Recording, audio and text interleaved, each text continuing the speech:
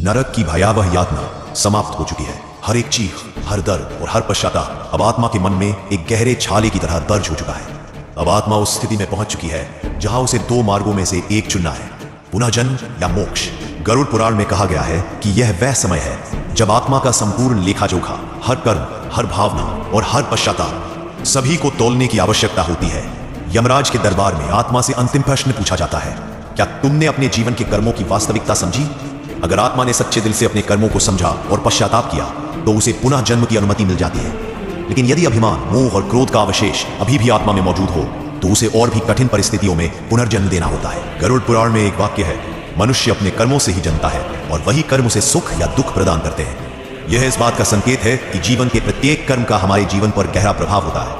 पुनः जन्म का रहस्य, जो आत्माएं आत्मज्ञान प्राप्त कर चुकी होती हैं, उन्हें पुनः जन्म मिलता है, लेकिन हर नया जीवन पुराने कर्मों के अनुसार तय होता है। जिनका जीवन दया और सेवा से भरा होता है उन्हें सुखमय जीवन मिलता है। जिन्होंने जीवन में छल और धोखा किया उन्हें कठिन जीवन मिल सकता है। जो लोग सत्य और ज्ञान की खोज में रहते हैं उन्हें उच्च परिवारों में जन्म मिलता है ताकि वे अपने ज्ञान का विस्तार कर सकें। और फिर मोक्ष का मार्ग। मोक्ष वह स्थिति है जहां आत्मा संसार के बंधनों से पूरी तरह मुक्त हो जाती है। यह केवल उन्हीं आत्माओं को प्राप्त होता है जिन्होंने अपने जीवन में मैं और मेरा की सीमाओं को पार कर लिया, जिन्होंने अपने भीतर से मोह, क्रोध और अहंकार को समाप्त कर दिया हो और जिन्होंने समर्पण की भावना से ईश्वर को अपनाया हो। गरुड़ पुराण में कहा गया है, ज्ञान के बिना मोक्ष संभव नहीं और शांति के बिना ज्ञान प्राप्त करना असंभव है। इसका मतलब है कि अगर आत्मा को मोक्ष प्राप्त करना है तो उसे ज्ञान की प्राप्ति और शांति की स्थिति में होना आवश्यक है।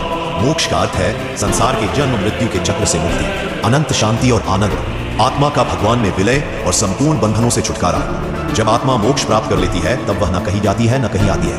वह केवल ईश्वर में समाहित हो जाती है जहां कोई दुख, भय और पुनर्जन्म नहीं होता। लेकिन जो आत्माएं इस ज्ञान से दूर है उन्हें फिर से पृथ्वी पर जन्म लेना होता है। ये जन्म किसी भी रूप में हो सकता है, इंसान के रूप में या पशु पक्षी के रूप में, जब तक कि वह सच्चे ज्ञान को प्राप्त न कर ले।